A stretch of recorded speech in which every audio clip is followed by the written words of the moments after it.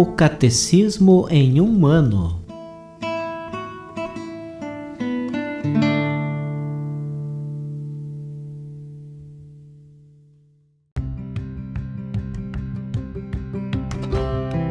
Olá, eu sou o Alesiandro, seminarista da Diocese de Ponta Grossa, Paraná. Você está ouvindo o podcast O Catecismo em um ano.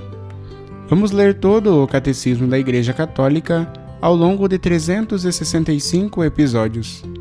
Estamos utilizando a tradução em português apresentada pela CNBB em 2013, baseada na edição típica em latim. Baixe o plano de leitura por meio de um link que você encontra na página do Instagram, @o Catecismo em um ano, ou na descrição deste podcast.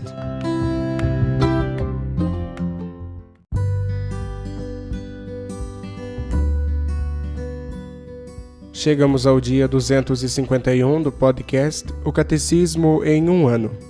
Nós estamos lendo a terceira parte do Catecismo, A Vida em Cristo, na primeira sessão, A Vocação do Homem, A Vida no Espírito, no capítulo 3º, A Salvação de Deus, a Lei e a Graça. E hoje nós leremos os números de 1975 a 1986.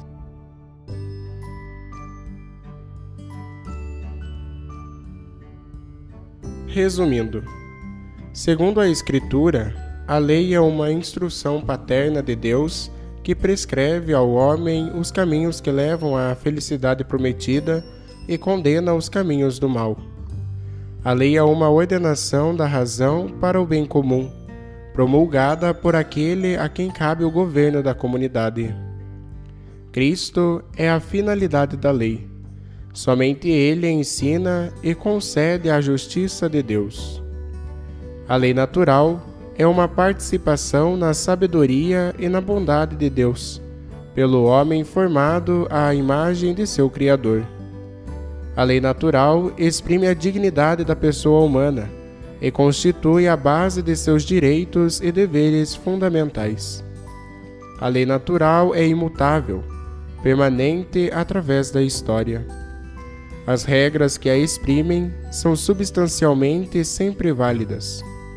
Ela é uma base necessária para a edificação das regras morais e para a lei civil. A antiga lei é o primeiro estágio da lei revelada. Suas prescrições morais se acham resumidas nos 10 mandamentos. A lei de Moisés contém diversas verdades naturalmente acessíveis à razão. Deus as revelou porque os homens não as conseguiam ler em seu coração. A antiga lei é uma preparação para o Evangelho.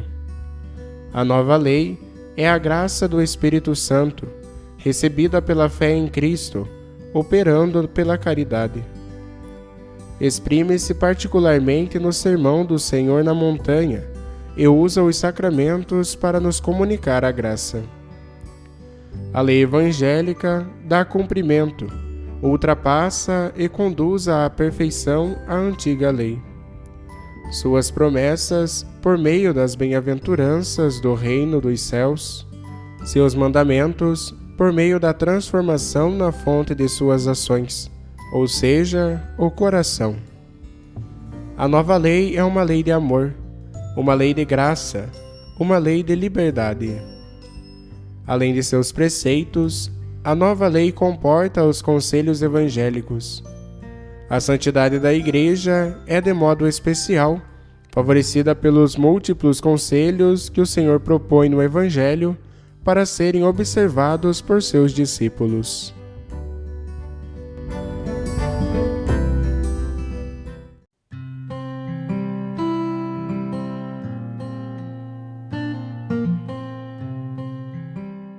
Como comentário adicional para o episódio de hoje, nós iremos ouvir a catequese do Papa João Paulo II com o tema A Vida segundo o Espírito, fundada na verdadeira liberdade.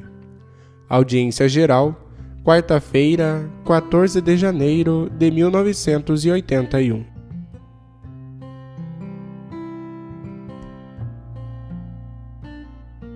Caros irmãos e irmãs, São Paulo escreve na carta aos Gálatas: Vós, irmãos, fostes chamados à liberdade. Não tomeis, porém, a liberdade como pretexto para servir à carne.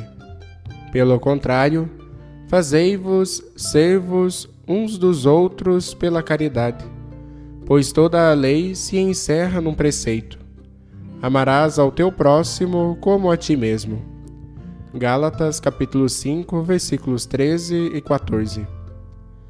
Há uma semana detivemo-nos neste enunciado. Todavia, retomamo-lo hoje, em relação com o argumento principal das nossas reflexões.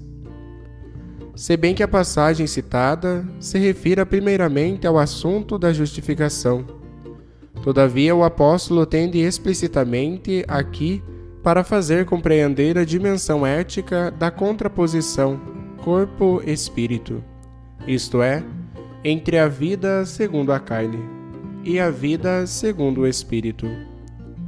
E exatamente aqui toca ele o ponto essencial, desvelando quase as mesmas raízes antropológicas do ethos evangélico. Se de fato toda a lei moral do Antigo Testamento, encontra a sua plenitude no mandamento da caridade, a dimensão do novo ethos evangélico não é senão apelo dirigido à liberdade humana, apelo à sua plena prática e, em certo sentido, à mais plena utilização da potencialidade do espírito humano. Poderia parecer que Paulo contrapõe somente a liberdade à lei e a lei à liberdade. Todavia, uma análise aprofundada do texto demonstra que São Paulo, na carta aos Gálatas, sublinha, primeiro que tudo, a subordinação ética da liberdade àquele elemento em que se completa toda a lei, ou seja, ao amor, que é o conteúdo do maior mandamento do Evangelho. Cristo libertou-nos para que ficássemos livres, exatamente no sentido em que ele nos manifestou a subordinação ética e teológica da liberdade à caridade e relacionou a liberdade com o mandamento do amor. Entender assim a vocação à liberdade. Vós, irmãos, fostes chamados à liberdade, conforme Gálatas capítulo 5, versículo 13. Significa configurar o ethos em que se realiza a vida segundo o Espírito. Existe de fato também o perigo de entender a liberdade de modo errôneo, e Paulo aponta-o com clareza, escrevendo no mesmo contexto: Não tomeis a liberdade como pretexto para servir à carne. Pelo contrário, fazei-vos servos uns dos outros pela caridade. Ibid. Por outras palavras, Paulo coloca-nos de sobreaviso a respeito da possibilidade de usarmos mal da liberdade, uso em contraste com a libertação do espírito humano, realizada por Cristo, a qual contradiga a liberdade com que Cristo nos libertou. De fato, Cristo realizou e manifestou a liberdade que encontra a plenitude na caridade, a liberdade graças à qual somos servos uns dos outros. Por outras palavras, a liberdade que se torna a fonte de obras novas e de vida, segundo o Espírito. A antítese e, em certo modo, a negação de tal uso da liberdade dão-se quando ela se torna para o homem pretexto para servir à carne. A liberdade torna-se então fonte de obras e de vida, segundo a carne. Deixa de ser a autêntica liberdade para a qual Cristo nos libertou, e torna-se pretexto para servirmos à carne, fonte ou instrumento de um especial jugo por parte da soberba da vida, concupiscência dos olhos e da concupiscência da carne.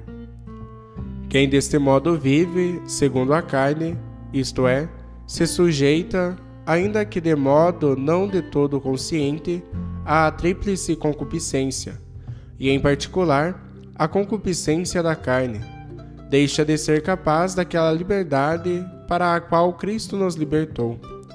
Deixa também de ser idôneo para o verdadeiro dom de si, que é fruto e é expressão de tal liberdade.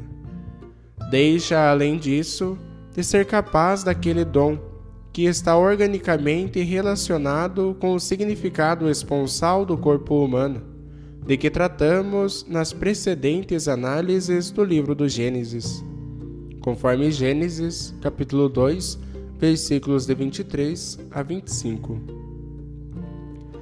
Deste modo, a doutrina paulina acerca da pureza, doutrina em que encontramos o fiel e autêntico eco do Sermão da Montanha, consente-nos ver a pureza do coração, evangélica e cristã, numa perspectiva mais ampla, e, sobretudo, permite-nos relacioná-la com a caridade em que toda a lei encontra a sua plenitude. Paulo, de modo análogo ao usado por Cristo, conhece um significado duplo da pureza e da impureza, sentido genérico e sentido específico. No primeiro caso, o puro, tudo o que é moralmente bom; impuro, pelo contrário, o que é moralmente mau. Afirmam-no com clareza as palavras de Cristo segundo Mateus, capítulo 15, versículos 18 a 20, citadas precedentemente. Nos enunciados de Paulo acerca das obras da carne, que ele contrapõe ao fruto do Espírito, encontramos a base para análogo modo de entender este problema.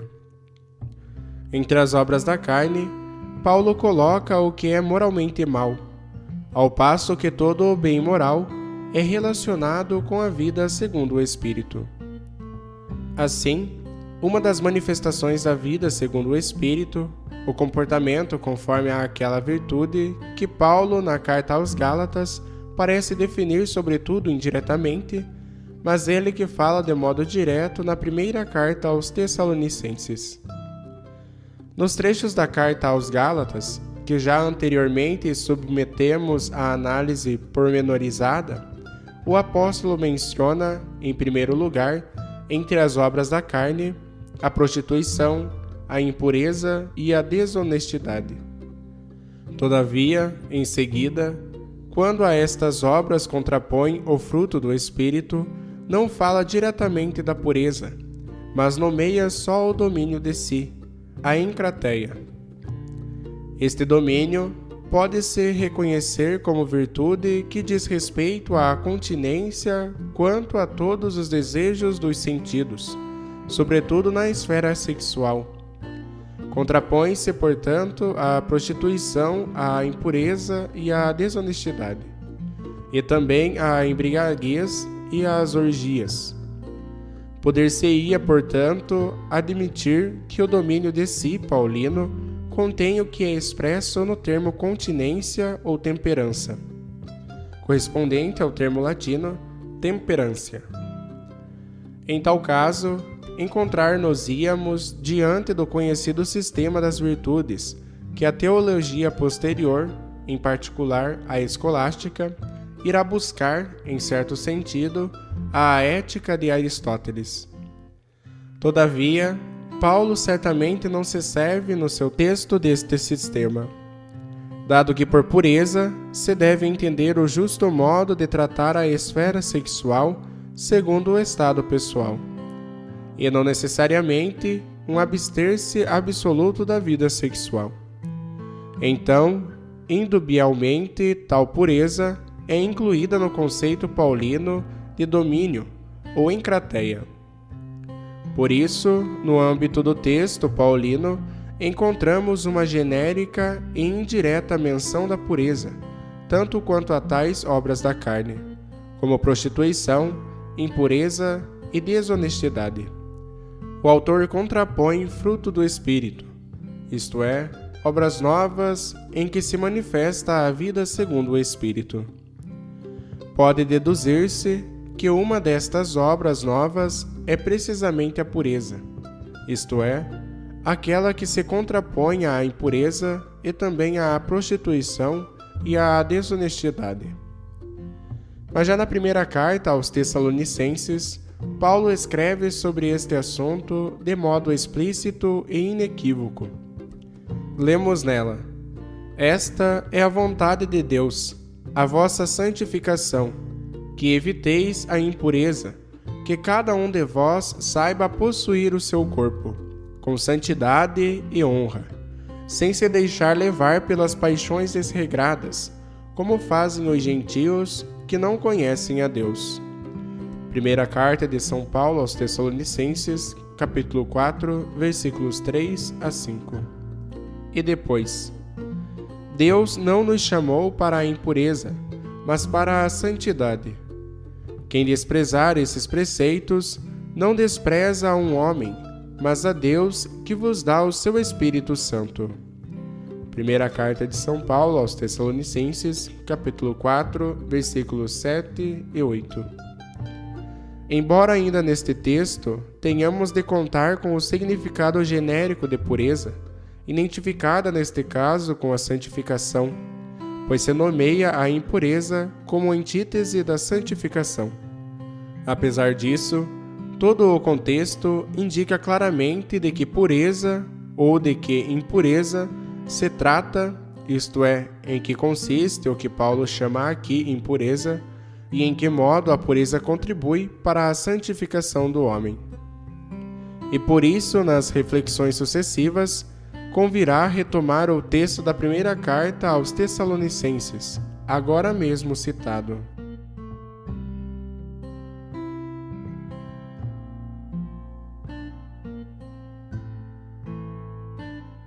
Os textos das catequeses papais encontram-se na íntegra no site da Santa Sé, vatican.va.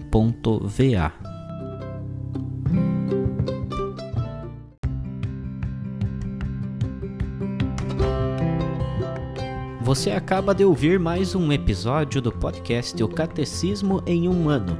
Continue nesse bom propósito de aprofundar o conhecimento e a vivência da fé católica e procure participar da sua comunidade. Rezemos por todos que estão fazendo esse caminho de leitura do Catecismo. Até amanhã!